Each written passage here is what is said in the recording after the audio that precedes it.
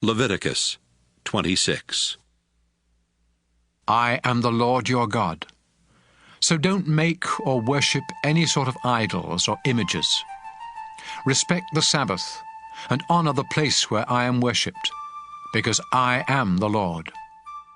Faithfully obey my laws, and I will send rain to make your crops grow and your trees produce fruit. Your harvest of grain and grapes will be so abundant that you won't know what to do with it all. You will eat and be satisfied, and you will live in safety. I will bless your country with peace, and you will rest without fear. I will wipe out the dangerous animals and protect you from enemy attacks. You will chase and destroy your enemies, even if there are only 5 of you and 100 of them, or only 100 of you and 10,000 of them. I will treat you with such kindness that your nation will grow strong, and I will also keep my promises to you. Your barns will overflow with grain each year. I will live among you and never again look on you with disgust. I will walk with you. I will be your God, and you will be my people.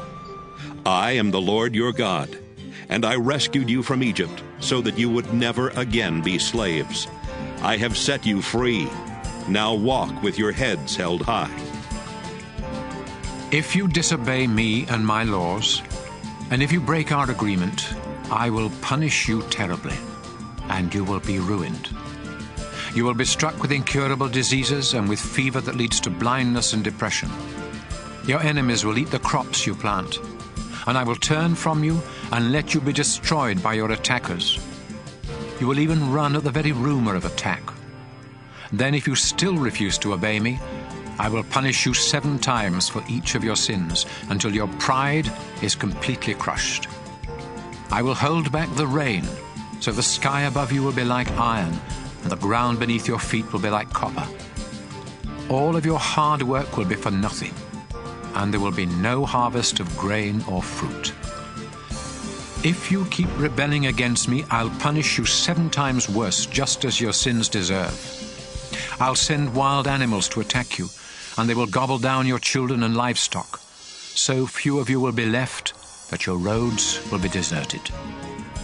If you remain my enemies after this, I'll remain your enemy and punish you even worse. War will break out because you broke our agreement.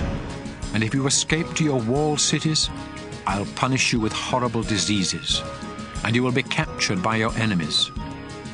You will have such a shortage of bread that 10 women will be able to bake their bread in the same oven. Each of you will get only a few crumbs, and you will go hungry. Then, if you don't stop rebelling, I'll really get furious and punish you terribly for your sins. In fact, you will be so desperate for food that you will eat your own children. I'll destroy your shrines and tear down your incense altars, leaving your dead bodies piled on top of your idols. And you will be disgusting to me. I'll wipe out your towns and your places of worship, and will no longer be pleased with the smell of your sacrifices. Your land will become so desolate that even your enemies who settle there will be shocked when they see it. After I destroy your towns and ruin your land with war, I'll scatter you among the nations. While you are prisoners in foreign lands, your own land will enjoy years of rest and refreshment, as it should have done each 7th year when you lived there. In the land of your enemies, you will tremble at the rustle of a leaf, as though it were a sword.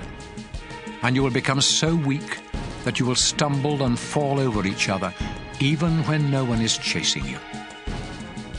Many of you will die in foreign lands, and others of you will waste away in sorrow as a result of your sins and the sins of your ancestors.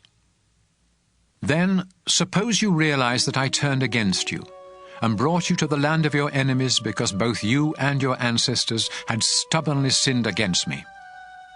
If you humbly confess what you have done and start living right, I'll keep the promise I made to your ancestors, Abraham, Isaac, and Jacob.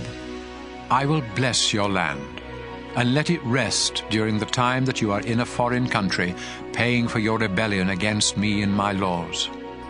No matter what you have done, I am still the Lord your God, and I will never completely reject you or become absolutely disgusted with you there in the land of your enemies.